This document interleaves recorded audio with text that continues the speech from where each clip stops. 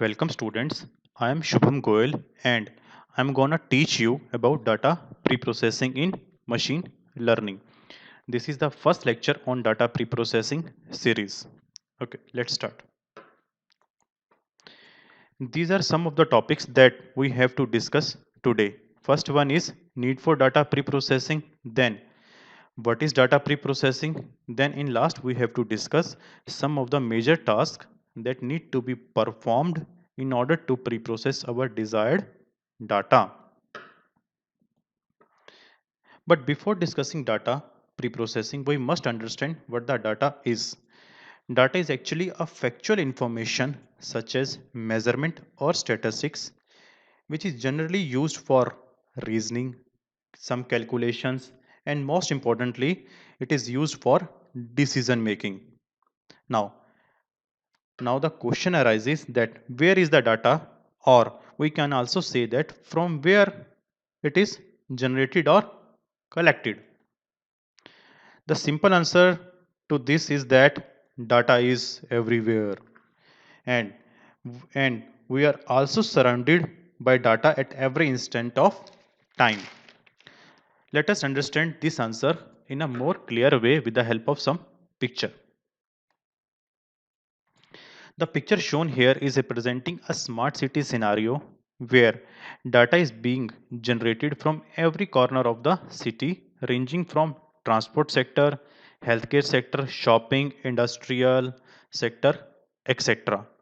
The data generated is very useful for authorities to make different decisions in order to make the life of people more easier. For example, traffic data can be used to make decision about traffic light timings, some road construction projects that on this place we have to construct a bridge or a road or a bypass lane, something like that. And in case of healthcare, we know doctors use the patient history or data related to different patients or some case studies for making some decisions so that person life can be saved. Similarly, in other scenarios also, data is used for very useful purposes. Okay. But the raw data collected using different methodologies like manual surveys, online feedbacks, or with the help of sensors, etc., cannot be directly used for analysis or training our machine learning model as to make predictions or decisions, as the collected data is quite messy, that is have many deficiencies and problems. Some of the problems which are very common in the data are discussed as follows. First one is data is incomplete, that is data may have some missing values or even it can be chance that entire feature is absent. Like in a case of healthcare data for a patient, the record corresponding to a particular patient height is missing, or maybe a chance that the column corresponding to diabetic or non-diabetic status of the patients is missing, that we know is very important parameter, usually usually considered by doctors in order to prescribe some medicine or prescribe some treatment for the patient. Second, data can be noisy, that means presence of some error or outliers. Okay, let us take an example. Weight. Weight of a patient as per the data records is 5000 or minus 60, which we know that cannot be possible. Any person cannot have a negative weight or a weight like 5000. So these error must be removed before making any predictions about from that data. Sometimes sometimes there is chance of data discrepancy in case of some feature values, that is called data inconsistencies. Like at like at present age of a patient is 20 years, but as per the record of his date of birth it is shown as 12 July 1990, which we know that cannot be possible. That person is having age 20 years and his date of birth is 12 July 1990.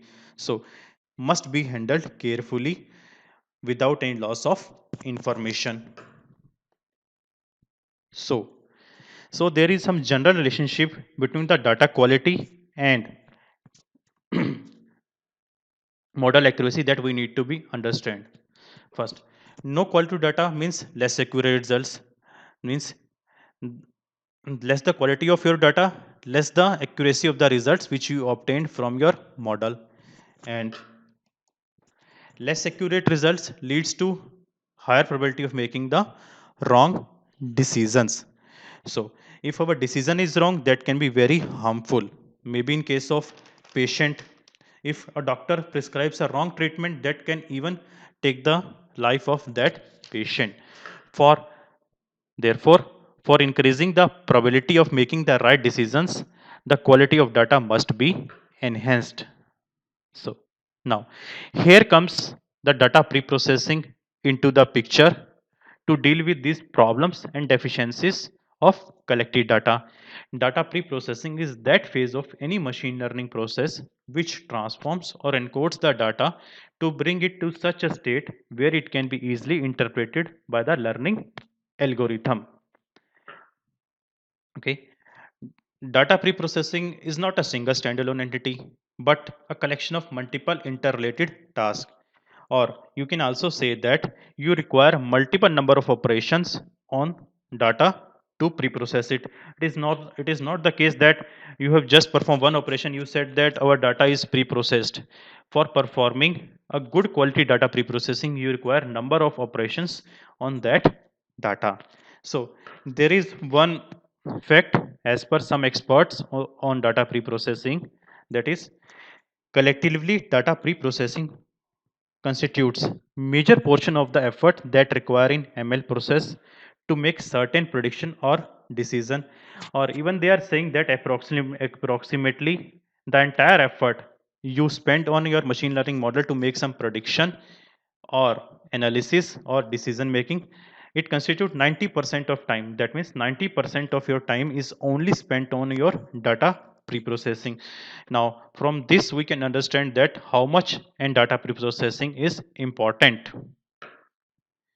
So some popular tasks that is performed for data pre-processing are: first one, data cleaning, that perform the task of filling missing values or removing noise from your data. Second is data integration. It performs the merging task of data obtained from sources, multiple sources.